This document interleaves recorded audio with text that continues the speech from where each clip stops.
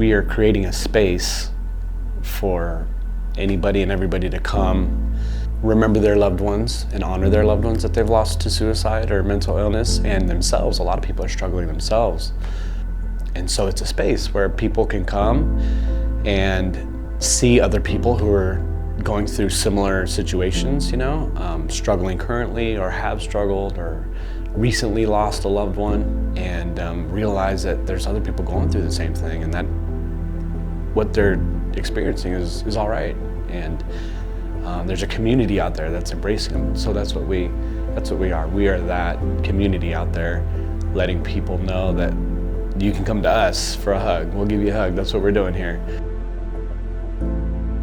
My brother Danny was 37, and he had just come out of rehabilitation, and he seemed to be okay. And that's the thing, that you don't know what they're going through. And then he died by suicide in January of 2010. So the impact was, for me, at least in the beginning, was not being able to talk about it. Like when I discussed my brother, I would say that he just passed away. I didn't talk about him dying by suicide. So that went on for a couple of years until I felt that it was sort of like carrying a brick. You were just carrying this load, and you felt like each day you just couldn't breathe.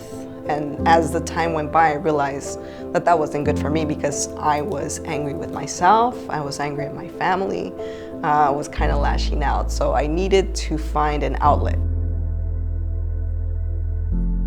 So one of my best friends in high school, going through a lot. I just experienced a lot of personal close death in his life, and had some addiction issues, and then from that, mental illness and depression and whatnot, and ended up taking his own life in May 2015. And I had been spending a lot of time with him previously with that, trying to just help him get on his feet and kind of see the light of life again. And it was great spending that time. It was priceless.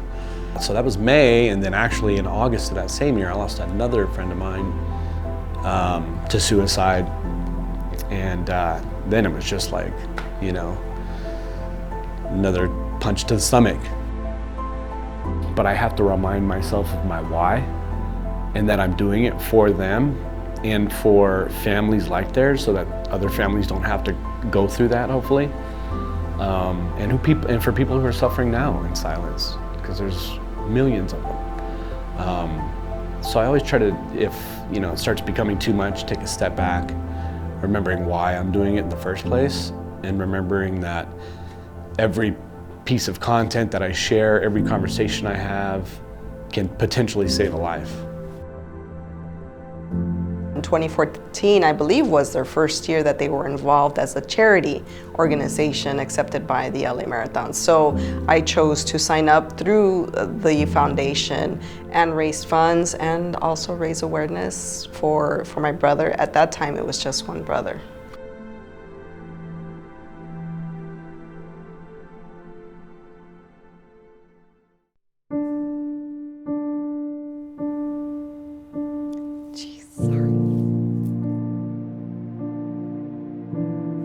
I think mentally I was better prepared, if that makes sense. I knew that I couldn't not talk about it, and I had the tools by which to be able to not handle it emotionally, because you can't. There's no way that you can say, why is this happening again? So I just was able to take what I had learned from the past experience, and actually when he passed, it was in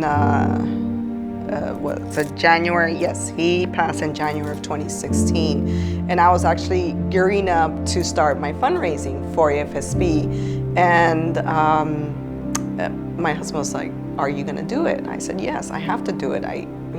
There's no way I can't do it. I mean, life goes on." I think the main message, if I want to share one, is that regardless of the loss or the losses that I've had, that you have to pick yourself up and you have to keep going.